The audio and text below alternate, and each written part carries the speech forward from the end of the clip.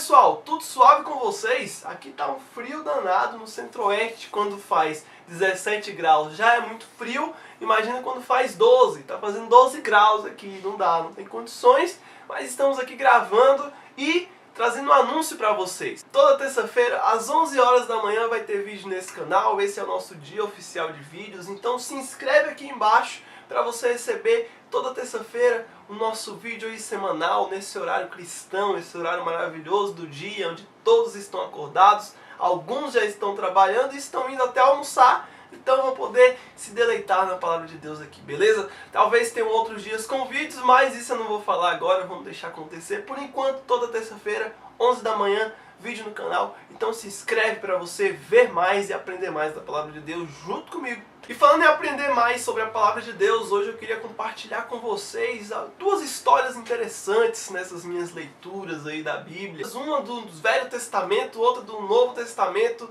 Histórias que talvez algumas pessoas possam dizer que não tem nada a ver uma com a outra, mas o caráter de Deus mais uma vez se manifestando ali na palavra, mais uma vez falando com a gente através das Sagradas Escrituras. Então bora lá. A primeira história está em Isaías, no capítulo 6. Eu vou deixar o texto aqui embaixo na descrição para você ler e vou resumir ela para você aqui. Isaías tem a visão do trono, vê o Senhor, vê a orla das vestes cobrindo o templo todo, vê os anjos cobrindo suas faces, vê os anjos cobrindo os pés, vê eles cantando Santo, Santo é o Senhor. E quando ele tem essa visão, ele para e pensa: ai de mim, eu estou perdido, porque eu vi a glória de Deus. E eu sou um homem de lábios impuros, eu vivo no meio de um povo de lábios impuros. E os meus olhos viram o Senhor, o Rei da Glória. Então Isaías, um homem próximo de Deus, se reconhece como um pecador diante da glória de Deus. E a próxima historinha está lá em João, no capítulo 8, do versículo 1 até o versículo 11. É uma história que muita gente gosta na Bíblia, inclusive para falar sobre pecado, exatamente. É a passagem daquela mulher adúltera. Jesus estava ensinando no templo, falando lá da palavra, todo mundo ao redor dele, todo mundo ouvindo, todo mundo aprendendo com ele sobre a palavra. E aí chegam os fariseus ali, naquela sagacidade de sempre, e colocam aquela mulher adúltera ali diante de Jesus e fala: olha, ela foi pega em adultério e pela lei essas mulheres devem ser apedrejadas. Nesse exato momento Jesus se agacha, começa a escrever no chão e ele não dá a mínima para os caras ficam nervosos e faz aquele rebuliço. E então Jesus se levanta, olha para eles e diz: olha, se algum de vocês aqui não tiver nenhum pecado, pode apedrejar essa mulher. Na mesma hora, todos eles começam a ir embora, um por um, do mais velho até o mais novo. Mas o que essas duas histórias têm em comum? O que é que elas querem passar? O caráter de Deus é revelado como através delas? O livro de Romanos, no capítulo 3, no versículo 23, nos diz que todos pecaram e destituídos foram da glória de Deus. Essa é uma verdade absoluta. Nós somos pecadores. O ser humano nasce na condição de pecador. E o pecado é algo próximo da escuridão. Ele é algo bem perto das trevas. E dentro dessas trevas, as nossas transgressões, os nossos erros, as nossas piores características ficam escondidas. Mas a gente sabe que elas estão lá. Só que talvez as outras pessoas não vejam.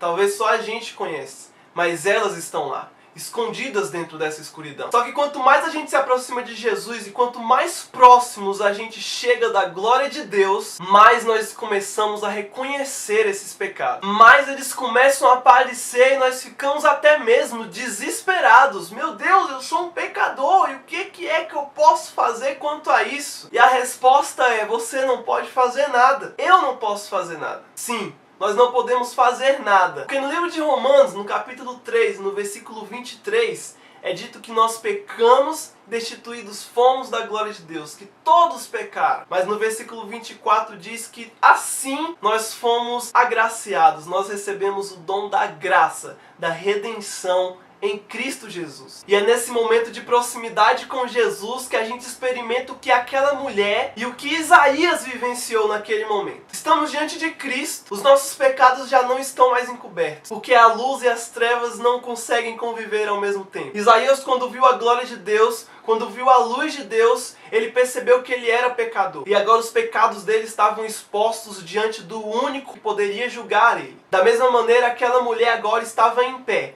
frente a frente com Jesus. E ele pergunta: aonde é que estão aqueles que te acusaram? E ela fala que não há mais ninguém. Mas Jesus estava de pé, de frente dela. Ele era o único capaz de julgar ela. E ela sabia disso. Quem olha para Cristo sabe que Ele é o único capaz de nos julgar. Mas Ele não faz isso. Graciosamente, Ele olha para aquela mulher e fala: vá e não peques mais. Da mesma forma, o anjo lá em Isaías 6 retira uma brasa do altar, toca os lábios de Isaías e diz para ele: olha, esta brasa tocou os teus lábios e os teus pecados estão perdoados, ou o seu pecado está perdoado. Sabe, eu disse que o pecado é trevas, eu disse que o pecado é escuridão. E João no capítulo 1 nos diz que Jesus é a luz do mundo. E eu já disse também que quanto mais próximos de Jesus nós estamos, mas nós reconhecemos que somos pecadores. Só que você pode fazer duas coisas quando você reconhece que é um pecador diante de Jesus. Você pode ficar de pé, frente a frente com Ele, reconhecer o seu pecado e a sua incapacidade de transformar isso sozinho. E entender aquilo que está escrito em Romanos no capítulo 3 e no versículo 24. Que a graça de Deus é quem nos redime. O sangue de Jesus é a única coisa capaz de nos limpar do pecado. Ou você pode fazer como os fariseus, que diante de Jesus, em pé diante daquele que veio para fazer cumprir a justiça, que de pé diante daquele que veio para tirar o pecado do mundo, simplesmente se retiraram.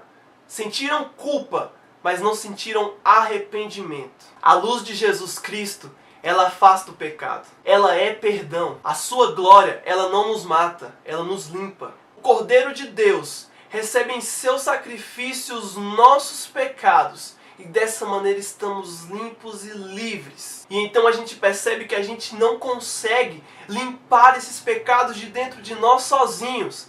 Lendo a palavra de Deus, se aproximando de Jesus, eu percebo que eu não consigo fazer nada sozinho. Eu entendo o que Paulo quer dizer no versículo 24 do capítulo 3 de Romanos. Eu entendo que somente a graça de Jesus é que pode me transformar. Eu entendo que somente o sangue de Jesus é que pode me limpar. E qualquer esforço que eu possa fazer sozinho para mudar isso, simplesmente vai me afastar dessa graça. Quando nós entendemos isso, nós percebemos que as nossas trevas começam a ser dissipadas pela luz. Nós enxergamos o nosso pecado e desejamos nos livrar dele.